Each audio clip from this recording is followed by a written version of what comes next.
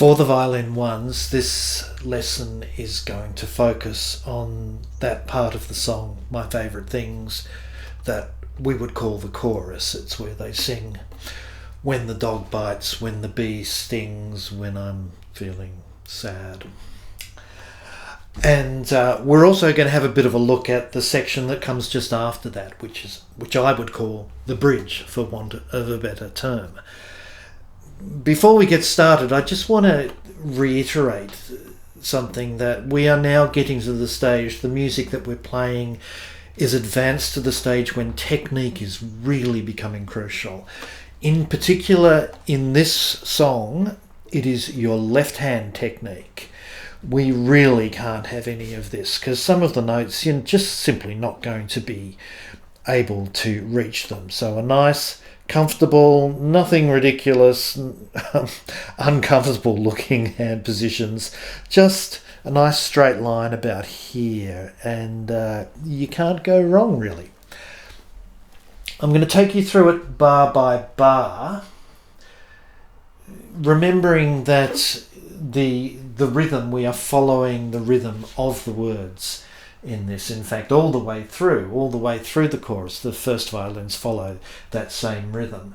And it's a rhythm that does not start on the first beat of the bar, it starts on the second beat of the bar. So our first bar is the fourth finger on the D string, definitely not an open A string here, and a low second finger at the end. And we're playing spiccato, all the staccato notes are spiccato, nice bounced bow in the lower half, at about the middle of the lower half. Okay, so I will count, and we play after one, remember. So 4, 5, 6, 1. Perfectly straightforward, I think. Now the next bar, however, this is where technique really matters. We have to do what we call a cross finger, where we play a third finger on the D string and a low fourth finger on the G string. And I'm going to move up nice and close so you can see that there. And yes, that fourth finger has to almost cross over the third finger.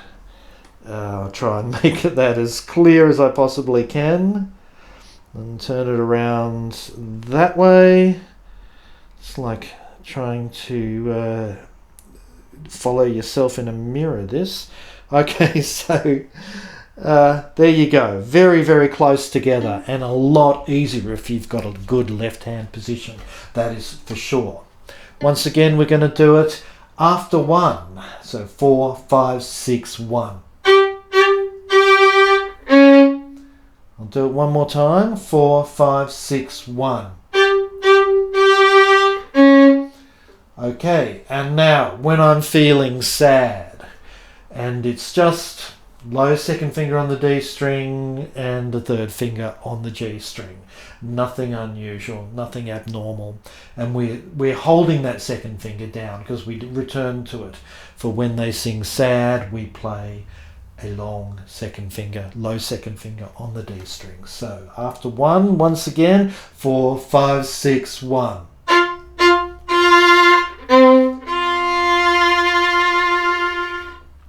Next up, we on the A string playing a 3 and a 4, and gee, we want this to sound really smooth.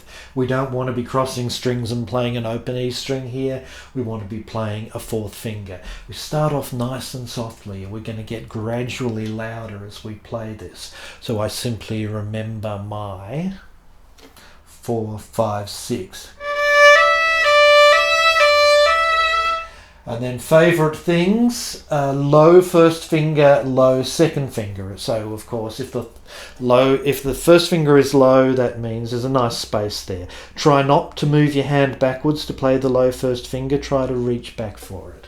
Okay, so once again, on the E string, low first, low second. And then a third finger on the E string and a low fourth. Low fourth again. And then third. Okay, I'm going to play all of that now. So from the start of the chorus, 4, 5, 6, 1.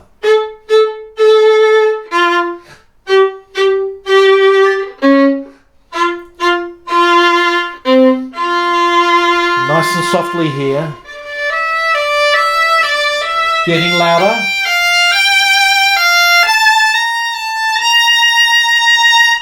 And third. Now we come to that section which earlier on I referred to as the bridge. And in this section we play a melody that's sort of a little bit of a variation on the chorus, I guess you could call it. And we play quavers, eighth notes, slurred together in groups of 2 and 3. And the last note of those groups, this is quite important, has a staccato dot over the top of it, which means it is shorter than the others. And what this does is it gives this section, it gives the music a bit of a bounce, a little bit of lightness. I'll just demonstrate this, the first bar. So we play, which is kind of nicer than, okay, which to me just sounds flat and pretty horrible, really. So that was low second finger on the A string, low first finger on the E string, always low first finger on the E string. We're playing in F major. So,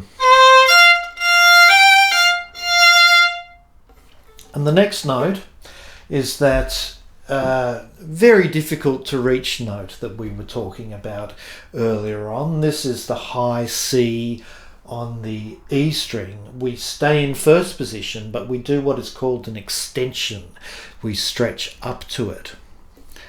I have thought about this, and if you do find this impossible, I have written in here that you can replace that note with just another low second on the A string. So it's also C, but not a high C.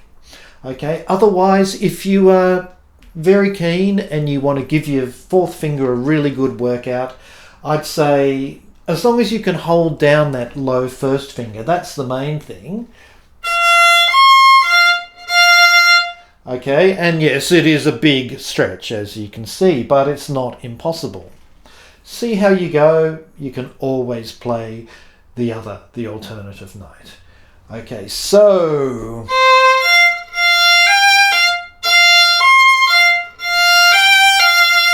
which brings us to another cross finger. The first thing I think you should do is put your second down on the E string, so you've got a finger to cross with. The next note that we play, I'll move that right up nice and close to you, okay, is a low third finger. So it's a third finger on your green dot if you've got dots, a low third finger. So you would normally play on the A string, that would be a second finger. We're going to play that next to the low second finger, still there on the E, waiting so we can play this note here. And you can see they're a cross finger once again, just like we were talking about in the chorus section. So I put my second finger down and then the low third finger here, low fourth,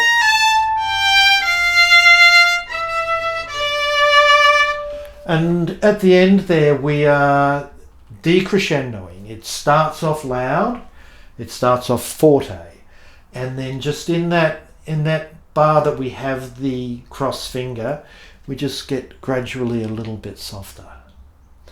Okay, so I'll play the whole of that section now. This is the bridge section.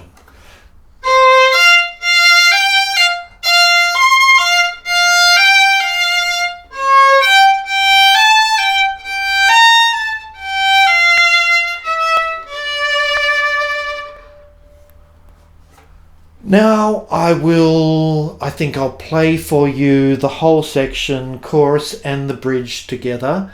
Something for you to play along with. Give it a couple of goes, and just before you start, just another little reminder.